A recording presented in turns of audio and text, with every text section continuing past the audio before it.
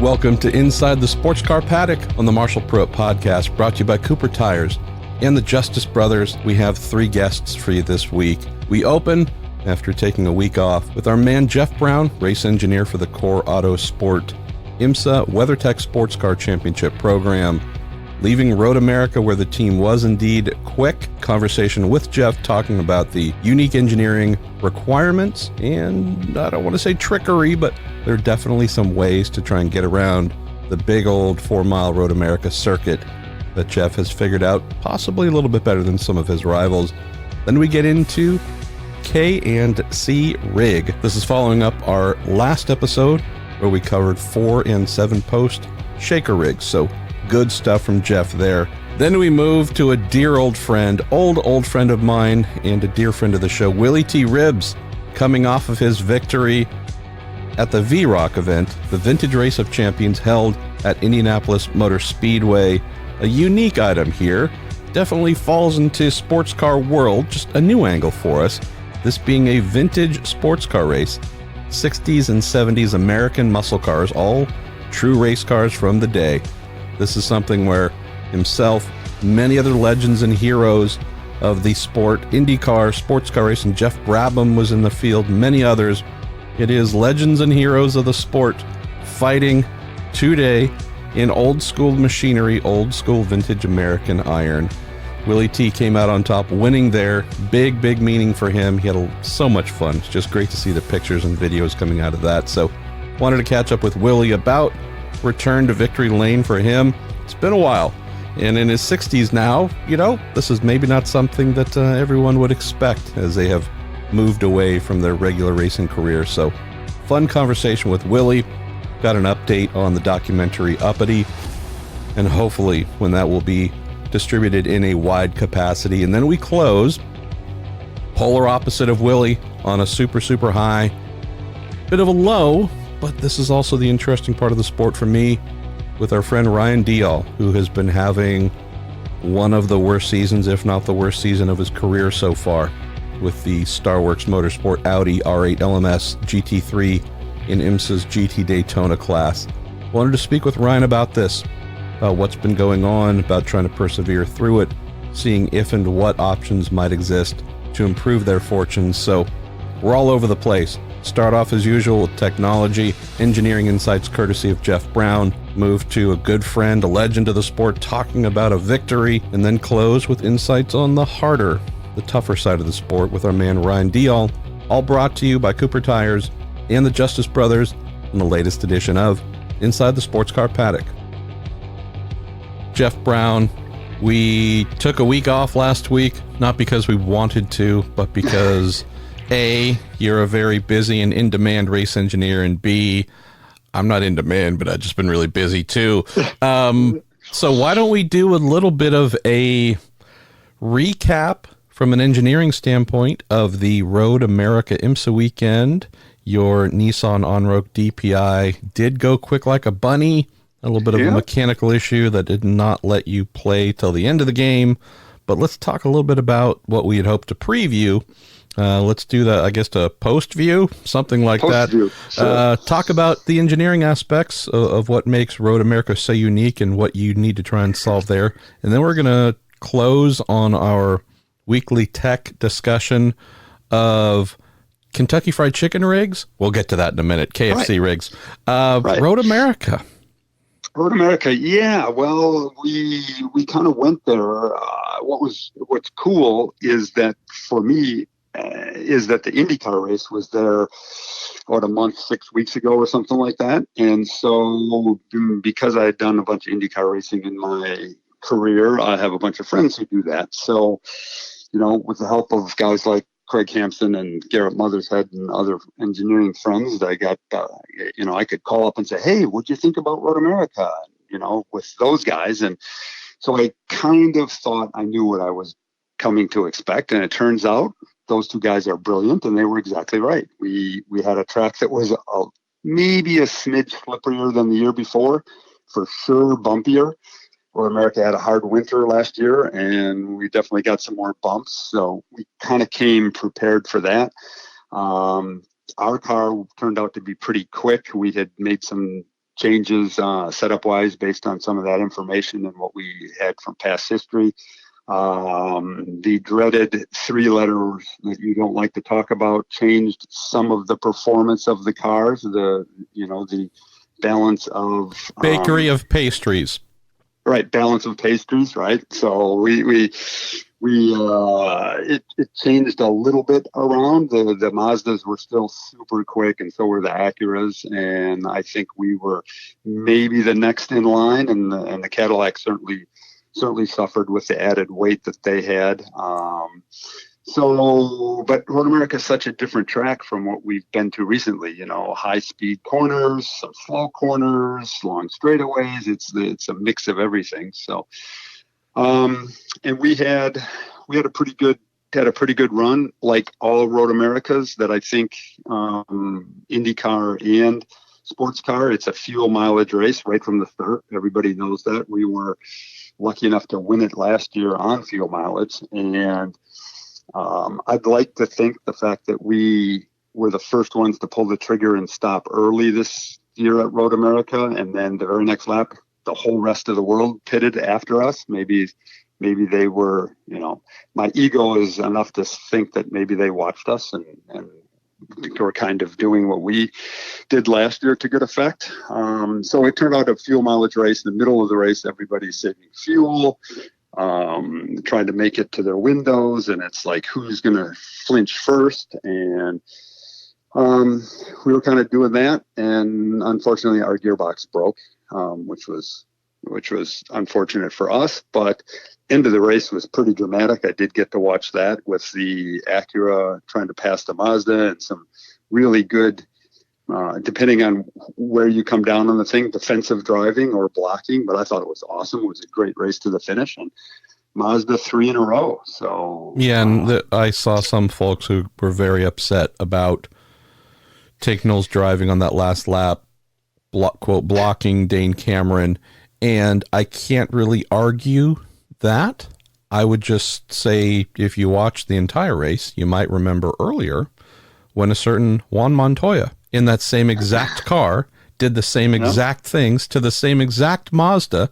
And I mean, it was almost as if someone had just fast forwarded or pasted that exact exchange and put that at the very end. So that doesn't excuse any actions. I just thought it was interesting that some were really mad about the finish and the lack of penalty there, to which I said, so they were inverted and the same exact thing was done earlier. But anyways, if you don't penalize it the first time when the Acura did it to the Mazda, I would say it's at least consistent to not do it when the Mazda does to the Acura in the same exact corner complex. Right. Well, and then for me, it's, this is probably not what Bo Barfield, our race director, can really go by. The rules shouldn't and can't and rightfully shouldn't change based on when it is in the race. But heck, it's the last lap of the race going for the win. Unless it's, for me, that's what fans come to see. And holy smokes, were there a lot of fans. I walked around there after our recon lap, and the place was packed. I mean, I've been going to Road America since this is not an exaggeration, since I was 5 years old, because I grew up right near there. And so we're looking at 56 years of me going to Road America, and I'm getting old and my memory's not as good, but holy smokes, I've never seen it like that before. What a great event. Really, really fun to be part of, lots of fans, and the race turned out excellent. Let's shift and close our weekly catch-up, my friend, on what I'm just calling Kentucky Fried Chicken rigs, but no, that's not what it actually is. Our last discussion was on shaker rigs of the 4 and 7 post variety. They're not the only type of shaking and rocking and rolling type rigs used in motor racing on the engineering side to learn and prepare to make race cars faster once actual on track either testing or racing takes place. What are we discussing this week? Well, it's called a K&C rig, and it stands for kinematics and compliance. And that probably doesn't make it any clearer for a lot of people, but it's a machine. The shaker rig we talked about moves the car up and down and simulates the bumps and the road irregularities and the surface of the track. What we're trying to do with a K&C rig is measure some of the componentry of the car in more of a static or slow moving motion. So kinematics as we talk about it in race cars, are the movement of the suspension and what happens to the geometry, the tilt, the camber of the wheels, the toe of the wheels, the movement of the wheel in relation to the shock absorbers, how all of that moves in numerical form. There's a lot of things called, there's like roll centers and kingpin inclinations, and a lot of things that the designers come up with when they're designing the geometry to best take advantage of the grip of the tire. And those are built into the car. Well, once the car is built, we like to take the car to the K&C rig, and it looks very much like a shaker rig. You put the car up on this big platform, and you attach the tires and you attach the chassis to this rig. And then the rig has a bunch of sensors on it that are placed on the car, and you can pull the car down. The best way I can describe it is, as an engineer, you would like to know what's happening to the car, let's say in the middle of a corner. And let's take Road America, for example, the carousel, the big, long, sweeping right-hander where you're at maximum G.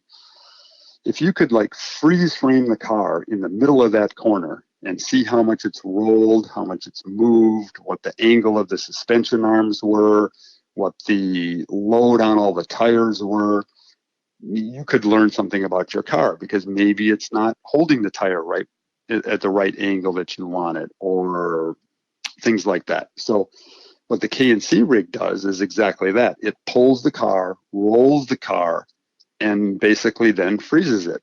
And it takes all these measurements of the suspension geometry and gives us things like the roll centers, which are important to designers and race engineers, or the steering angle, or the Ackerman, or the anti-dive and anti-squat, and all these suspension parameters that are important to making race cars go faster. Well, it measures that in different characteristics. You can have it pull the car in the same exact attitude as when it dives on the brakes into turn 5 for Road America. So you can pull the front down, the rear comes up, and you can measure all the loads and everything and see if it's holding your tires correctly.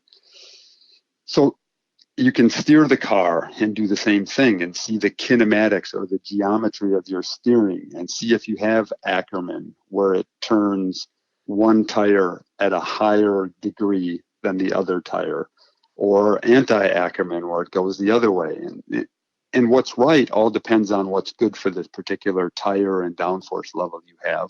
But at least you can measure it and compare that to other known cars you've run, or other setup adjustments. We can change springs and other suspension geometry settings where we can actually move the points where the suspension attaches to the car, and then pull it again on the K&C rig and test it.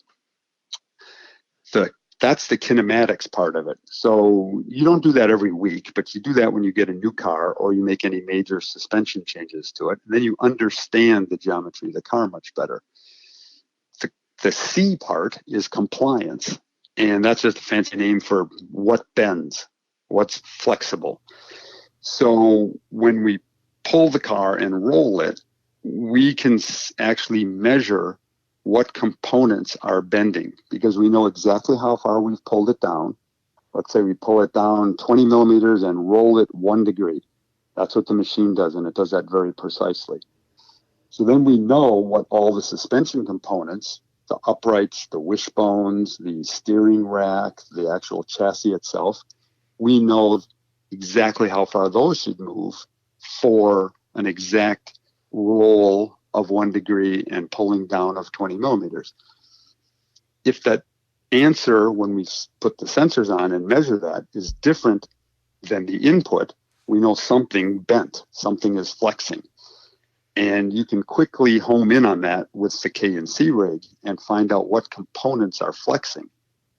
And that's a great way to do development. People always hear about car development. Well, you get a car from a designer, that's his best idea, but we're trying to make it better. So if we can find some components that are flexing, we can maybe strengthen them, make them out of different material, things like that, to prevent some of that compliance or some of that flexing, and make our car better and more reactive and make the loads go where we want them. So linear is a good word to use here, to insert. And so obviously every single thing on a race car bends or twists in some way. It could be the super extra stiff. There might be a trillionth of a millimeter of flex or whatever it is. Everything moves to some degree. If we're talking about suspension and things that are related to the suspension where they connect to the car and whatnot, we're looking at things on the compliance rig, the K&C rig, the compliance side of it. For someone like Jeff, myself back in the day, all kinds of race engineers, the one thing you want to know is if I am calling for a spring change and I'm going to stiffer springs, but the driver says, well, I'm not really feeling that too much. Mm-hmm. Before K&C rigs, you would not really be able to quantify why. That's strange. Well, if you're going to stiffer springs and the chassis is still flexing too much, or maybe the suspension pickup points, a variety of other things, you've more or less neutralized, your change has been neutralized because the chassis or the components mounted to the chassis are not rigid enough to actually make use of that change, and you're essentially masked a bit. So if, in this instance, as Jeff has described, you get a new car, you go through the K&C process, you assign numerical values to items, tell folks, Jeff, about where there would be a scenario you go, ooh, all right, that seems like that's a little bit too much. And if we don't look for some kind of redesign or alteration, boy, this could lead us down the garden path, because setup changes might not react the way we expect them to because the thing's twisting, flexing, bending. You're exactly right. And there's a lot of cars that don't allow us to change those, homologated cars like our DPI cars or spec cars in a spec series. If you have a Pro Mazda or, various spec cars or homologated cars, you just can't change it. If your wishbone is bending and you know it, you're like, yeah, great. But now what do? We can't fix it. Well, exactly what you said, Marshall. As long as we know that, it may explain why rear spring changes never seem to do anything, because you can go softer or stiffer, but the rear wishbones are bending so much that that overrides anything you can do to your setup changes. So even though you might be boxed into that, it lets the race engineer know, okay, rear spring changes, I'm not going to waste my time there. At least you can spend time at the racetrack on other things that are working properly and are linear and are effective based off the K&C rig, because the worst thing to do is spend your time beating your head against the wall, changing rear springs. Oh, well, we'll go stiffer. No, that didn't work. We'll go softer. No, maybe we need to go way stiffer. No. And now you've wasted a whole day or a weekend trying things that don't work. And then you're confused. And then you think maybe it's something else. And K&C rig can tell you right from the get-go, hey, forget it, dude. The rear springs aren't doing anything on this car because it's so flexy back there that it's just not going to help. And then you can maybe even look at some ways of tricking that. If it's a homologated car, maybe you can try, whatever, a different shock absorber package or a different anti-roll bar package. Maybe that actually stiffens up the back of the car. Or maybe there's some things that aren't homologated, that maybe the wishbones are flexing and it's really more at the pickup point, and you can do something in that area. So you become smarter from the K&C rig to help you not only redesign the car and make it better, but tune it, and most importantly, not tuning things that you're just aren't going to help. So it reminds me when you were saying about things flexing, it reminds me of a quote, and I think it was Mr. Daimler from Daimler-Benz back in the early 1900s. And his famous quote, which I always like, was, in the final analysis, all engineering materials are rubber. I love it. Yeah. I love it. Well, you, as usual, are hopping between flights. You have carved out some time between, I think, your second stopover today, Yeah. whatever it was. You stayed over, rode We tested America. Yeah, we tested yesterday, Monday, right after the race. We weren't good enough on Sunday, so we stayed over. Now, we had it planned in advance, but we had a Monday test. It's kind of nice to be able to test on exact race condition track with the same rubber and everything. I mean, we tested all day yesterday at Road America in the same conditions we raced on Sunday. So we could learn all the things we did wrong on Sunday and try not to make those mistakes again. And now you can use everything that you learned at the next race at WeatherTech Raceway Laguna Seca. Track surface, exactly the same. Just kidding. Sorry. I was going to ask, Right. Did you, despite the weather being beautiful, did you guys actually just throw lots of water and sand on the track to replicate surface grip opportunities at Laguna? Right.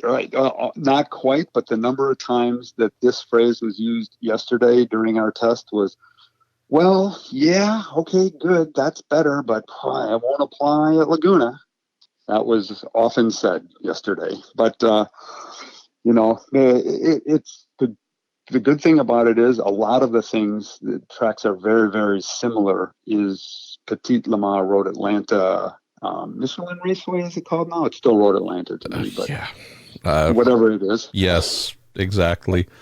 Well, my Road friend, America, it applies. So anyway, it was a great test. smarter, more knowledge, and I'll look forward to next week's installation where we discuss, who knows? We ask you to tell us what you want us to talk about.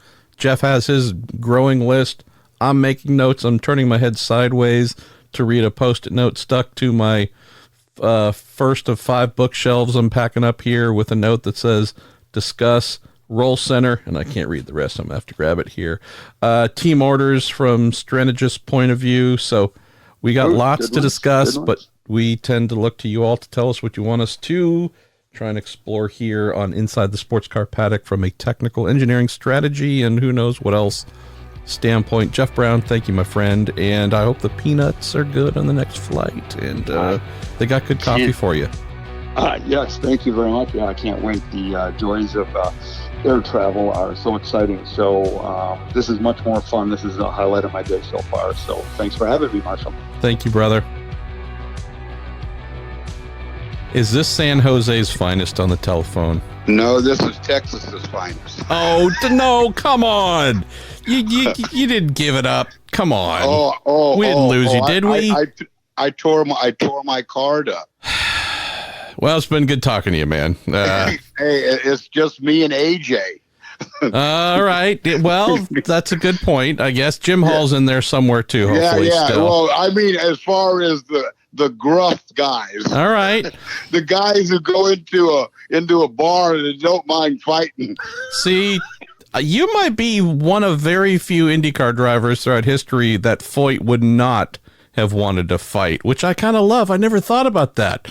I mean, he certainly wouldn't win in a foot race. That's for darn sure. Not these days, at least. Well, you dancing on top of a GT-style vehicle. I did. The alley shuffle wasn't as pretty as the old days. In fact, I felt like I had rigor mortis in my legs.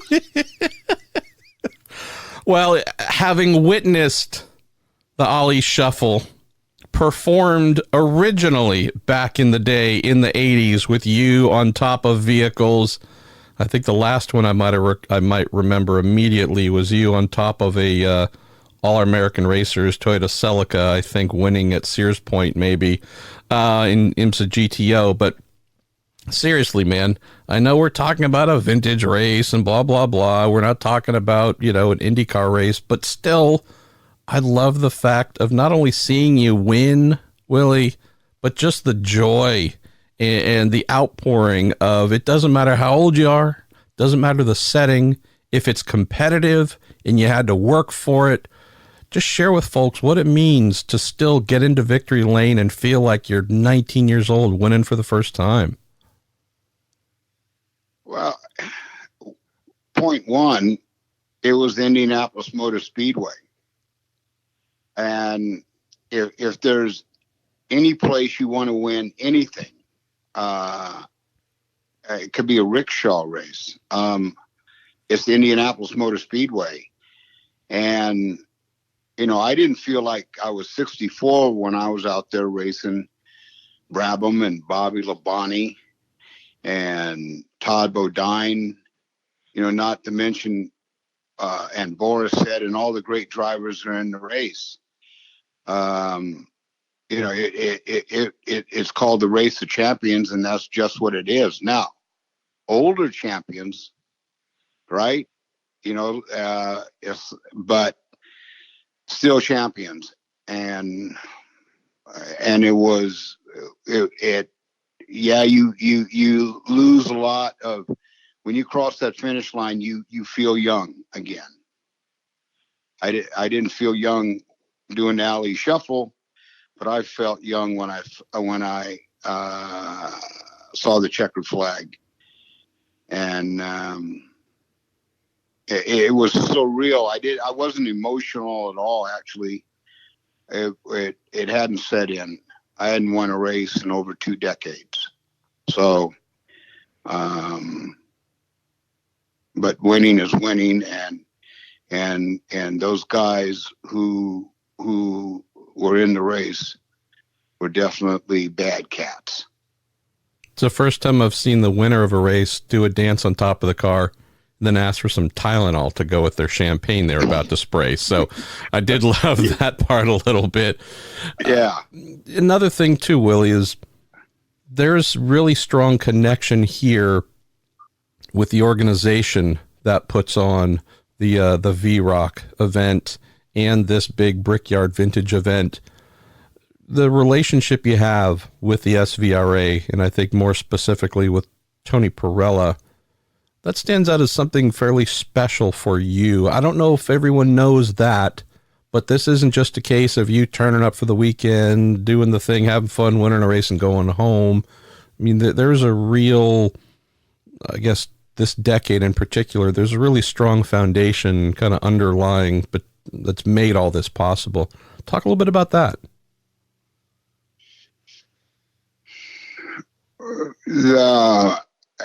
If it wasn't for Tony Perella and SBRA, I'd still be out to pasture, and I would not. It would just I'd be out, you know, driving around on a mower or a tractor, and it sort of reminds me when we were in the drivers meeting. You look around at the drivers in the meeting, and I got this vision of all these old racehorses that were all waiting to race each other, that had been pulled out of the pasture,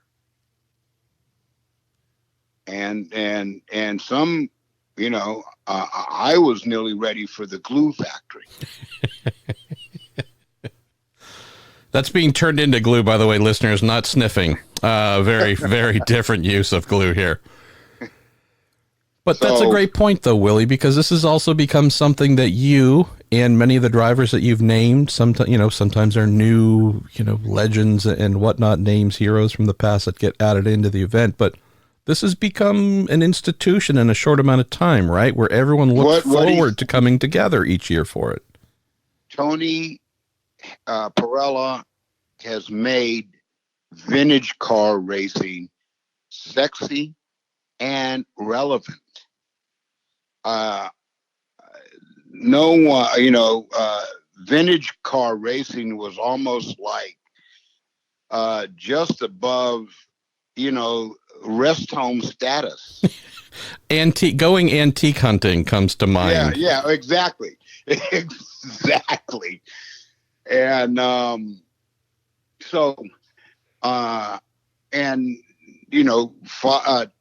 10 years ago, I would have scoffed at it. I wouldn't have given it a thought about racing in a vintage car race coming out of high tech racing, correct? Yeah. And I tell you, he has changed. He's changing lives, and he's at the same time, he's glamorizing vintage car racing like it's never been before. And to have initially it was IndyCar drivers only, right? Indy Legends Pro-Am, and then it sort of grew into Indy Legends to vintage Race of Champions, and like IROC of the old days. And I mentioned that in the press conference at Indy a few days ago. Originally, IROC was International Race of Champions, and it was Bobby Unser and racing Cale Yarborough and Richard Petty, racing Ronnie Peterson and Jody Scheckter, and it was really a great show. Well, now the show is been recreated and with vintage cars. Another thing too, Willie, which stands out, and I think I hate using this word because it sounds new agey and Northern Californian, but the synergy between Tony's SVRA organization and what they have still somewhat recently acquired, that being the Trans Am series. It is creating something that I'm hoping becomes more popular among race fans, for the simple fact that if you can turn up to a race weekend and have modern tube frame, insane Trans Am cars battling, and have amazing, awesome vintage cars, not just to see and hear, but also some really good racing too, I think that's bringing the past and the present together in a way that no one else is doing, and currently no one else can offer, because this is all, really owned and facilitated through one person's vision. You and I spoke, a month ago for an article or for a magazine feature that's due out here shortly in Racer about glory days of Trans Am. I mean, you really are kind of the epitome of someone who can say, I was there when Trans Am was truly an American beast. I'm getting to see it now on track, even if I'm a part of the vintage weekend. What are folks missing out on if they're not coming out to see this from the context of someone who truly knows the history of what's taken place? Well, racing is always sort of is continued to evolve. It goes. It's like a roller coaster, if you can understand my analogy. And as far as the product on the track, you've got the V-Rock and SVRA, and mainly for fans, they're coming out. The fans are going to really have a chance to see the drivers they rooted for in the past. The cars are not the highlight of V-Rock as much as the drivers and the names. And then at the same weekend, you're seeing a resurgence of the Trans Am series, and all it would take to really blow that up is for the manufacturers to have more involvement, and then it would really go like the old days. Well, let's close on this. I heard about some documentary made about you. I guess it was something about you being sad. It's called You Pity. I'm not exactly sure what it's about, but I've heard rumors of this. You pity. You pitiful SOB. That was the original. That is you pity. All we need to do is put me on it. Exactly. See, look, if I can't be stupid in front of you, then we know the world is wrong. Can you, dear Mr. Ribs, give us an update as to how, I mean, it's been out, trust me, it's been out. We just want more people to see it. Any thoughts on when, I don't know if it's Amazon Prime, Netflix, what can people see more of it? I'm 90% sure that the documentary will definitely be out in public by Black History Month, February, or next year, rather, 2020. Good, because that I'm sure of.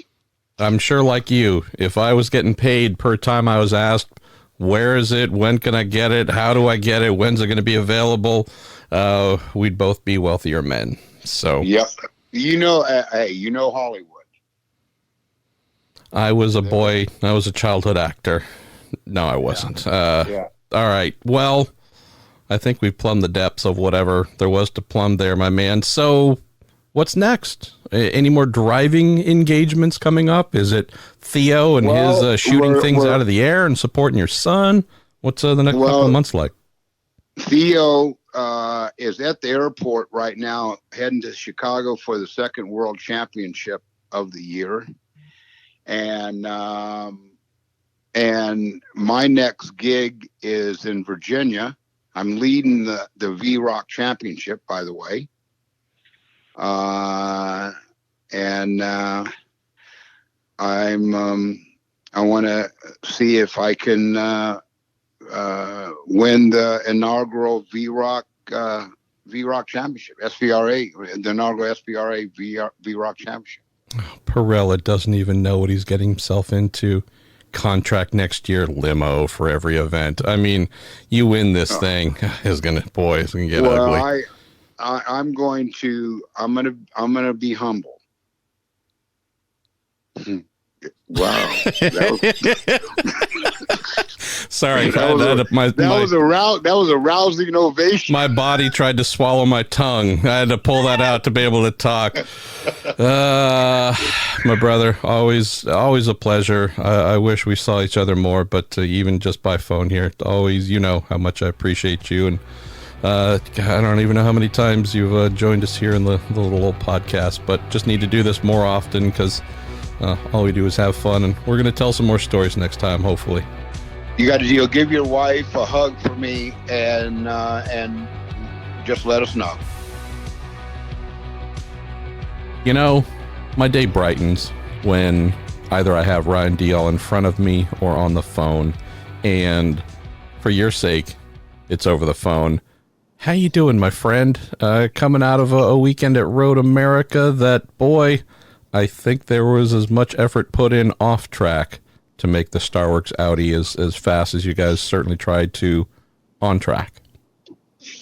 Yeah, well, I appreciate that because I don't think I've been all that fun or positive to be around in recent months. So yeah, we pretty much threw everything we could at it. We had an issue at Watkins Glen that turned out to be kind of a mistake on our part within the gearbox. So that's why we were kind of off the pace of the other Audis early on at Watkins. But even if you just take that out of the equation, the season on a whole has been pretty much disappointment would be an understatement for sure.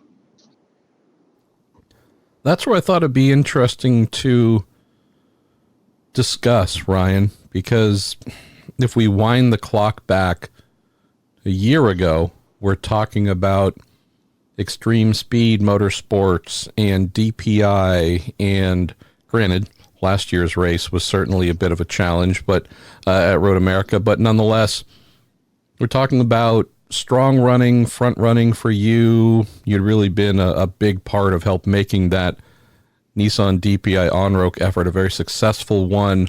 Obviously, with ESM shutting down during the off season, you and our good pal Peter Barron got the band back together. Peter's had a lot of success very recently with the Audi R8 LMS GT3, working with the Land team, and just in general, someone who has a lot of experience with this platform. This season has not gone really as anticipated. Curious where we should start on this, because we're not talking blame. We're just talking by the numbers. This all should have added up to coming out of the gate strong, a lot of butt kicking, etc., etc. And as one of the few teams running an Audi this year, seems like there's just a continual search to find something that's not unlocked. Is that at all accurate? Is there something there to find, do you think? Well, I mean, I think back to your kind of first point, back 12 months ago, it's, I think of 2008 to 2018, I've never been in a situation where, we've been expected to perform and haven't. I feel like over that 10 seasons in sports cars, I've always been one of the front runners, and I've always been in competitive equipment, or at least if not, I've been in a situation where there's been glimmers of hope. And this on paper was one of those seasons that it all looked that way going into it. I mean, obviously we won the Sprint X Championship with this platform, me, Parker, Audi, Peter, and we moved over to IMSA really thinking it was going to be quite plug and play. All the land success that happens in North America, I mean, that car is serviced, maintained, built, rebuilt with Starworks. On race weekends, it is run by 90% land crew, but Peter knows what we're doing. They know what we're doing. It all should have really just worked well, but there's just too many new variables that come into this season. One was the Evo kit on the car, obviously coming off of a dominant, let's say 2018 for this car in IMSA. So we got hit pretty hard at the start of the year performance wise. And then the Evo kit, I think, combined with the Michelin is a little bit of our struggle personally, which there's no other place in the world that they run the car with this tire. So, that's probably the biggest single issue we've had, is a combination of the balance that we have, the weight of the car, the Michelin, the Evo kit. Is just, I mean, I literally said to Pierre after the race that was 2 full stints of qualifying laps with minimal mistakes, and we ended up, almost getting lapped. And for me, I said at one point during the race that it was completely demoralizing and embarrassing for a team with such huge credentials and experience and results behind it. So we're definitely in a funk. It's not, I think it's not going unnoticed. And, we're trying our best to be, positive mental attitude on this stuff, but it's kind of career crushing at this point, to be honest. There's another, I think, critical aspect to this, which I touched on a little bit. If we look at where the standings are right now, coming out of Road America in GTD, it's Acura P1, BMW P2, Porsche's in third, the 2 Lexus entries. We have a Lamborghini, we have a Porsche, we have a Ferrari, we have another Acura, we have a Mercedes, we have a Lamborghini, and there in 12th is the very first, quote, full-time Audi. You guys are a full-time team with how many other full-time Audis in the series, Ryan? That would be one of one.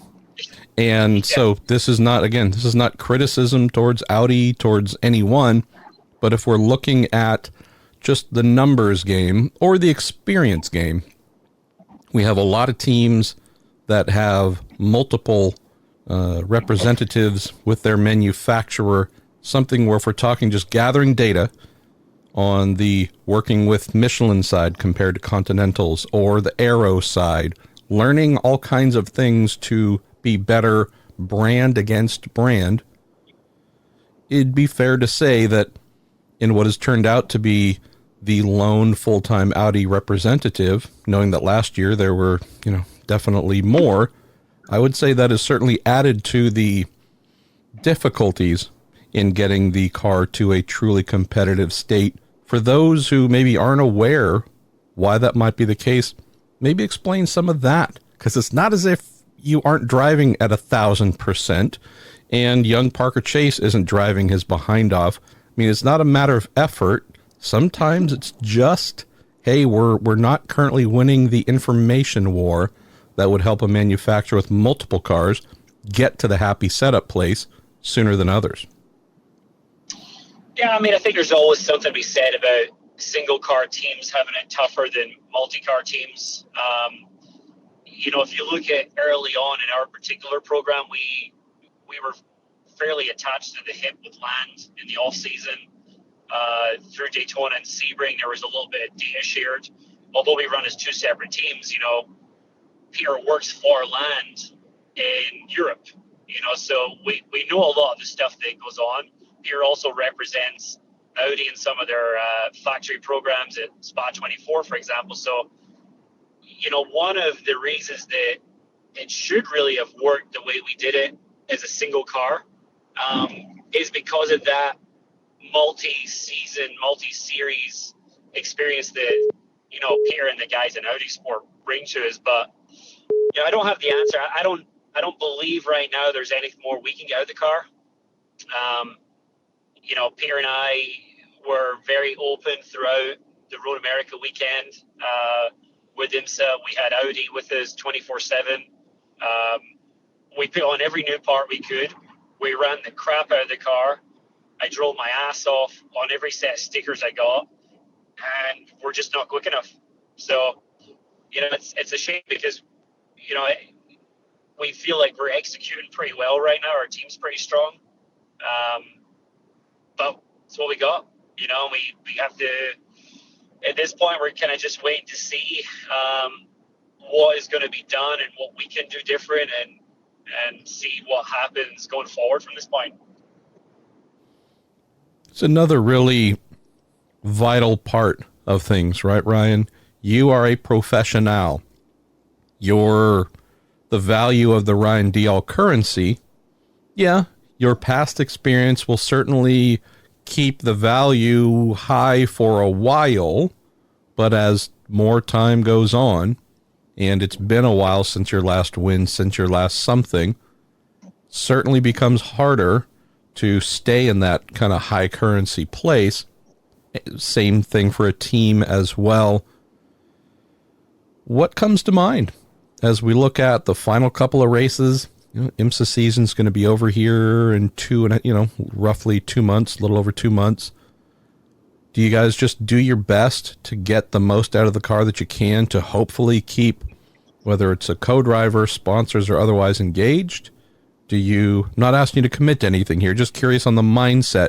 Do you say, hey, I don't know, if being truly competitive looks like it's too big of a swing, do we try and pick any other model to try it at the next round to see if maybe we as a team can get more out of that? Just curious how you go, because I would think just doing the same old might not be the first thing that comes to mind. Yeah, no, it's like I said, it's for me personally, it's been without a doubt the toughest battle I've ever faced. Holding Montoya off for multiple hours of Daytona is a piece of cake compared to this. It's been definitely testing for me, and I think the most disappointing thing for me is, I know how it looks from the outside, and I wouldn't say that last year was particularly strong for me either. So yeah, there's doubts in my mind.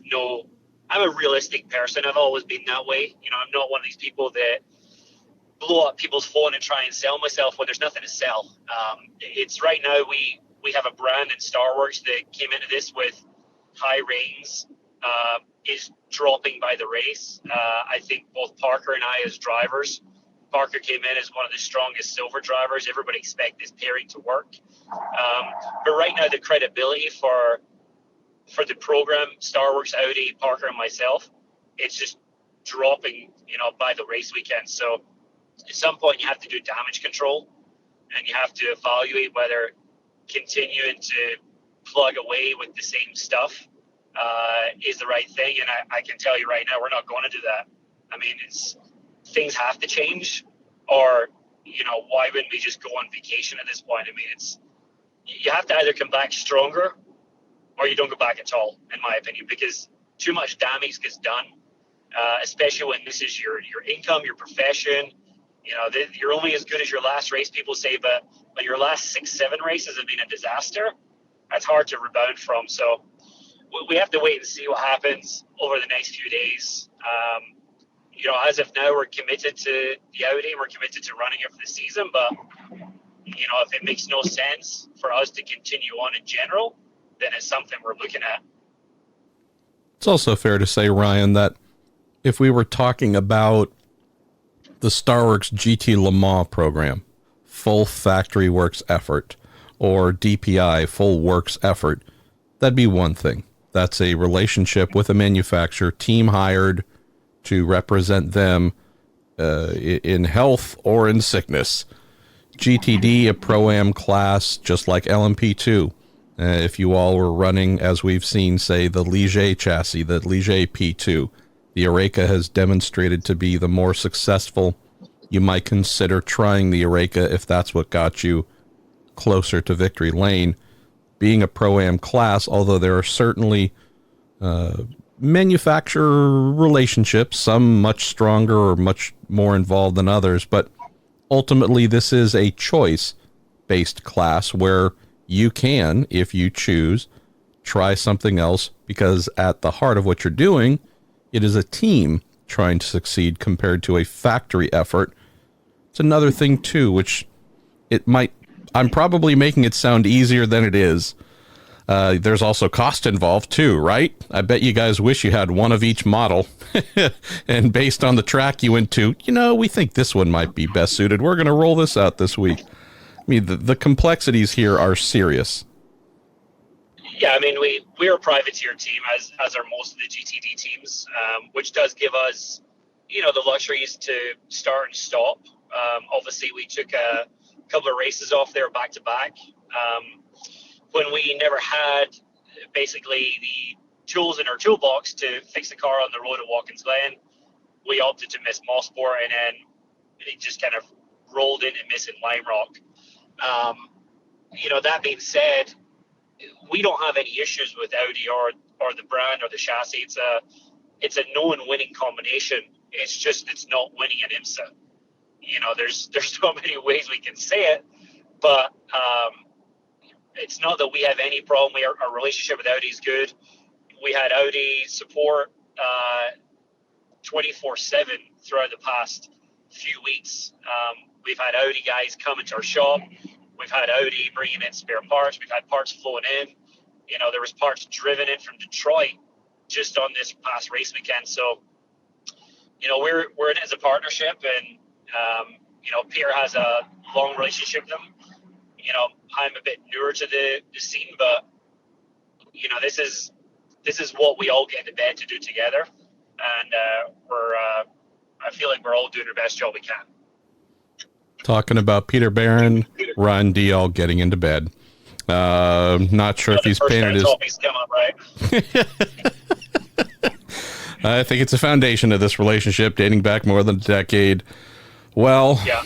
As you know, there are a few things I enjoy more at a sports car event than watching you in something fast on maximum attack.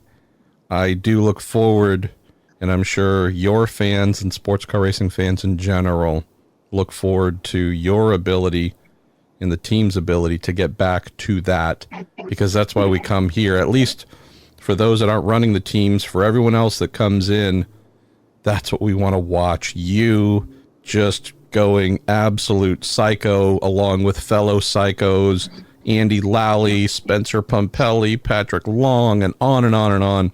That's what we come to watch. Feels odd that we haven't had a chance really to see that this year, but it is really good to hear that there's universal commitment, whether it's from the Audi side, the team side, whatever. Everyone's working towards rectifying that situation. So hopefully future conversations, my friend, are easier and lighter and just simply about the fun and joy of being a race car driver. Well, that's the plan. I've always went into this business understanding we're in entertainment, and with me, entertainment comes from having a good time, and it's definitely been difficult, getting to this point. But one of the things that we definitely want to recognize fans, Ryan fans, Parker fans, our Audi fans. I mean, it's been pretty amazing actually. Of all the seasons, I've never realized how many people are actually behind you doing this stuff. So it's very much appreciated, and we hope we can definitely get things back to winning ways so that people can actually cheer for us rather than cheer us up.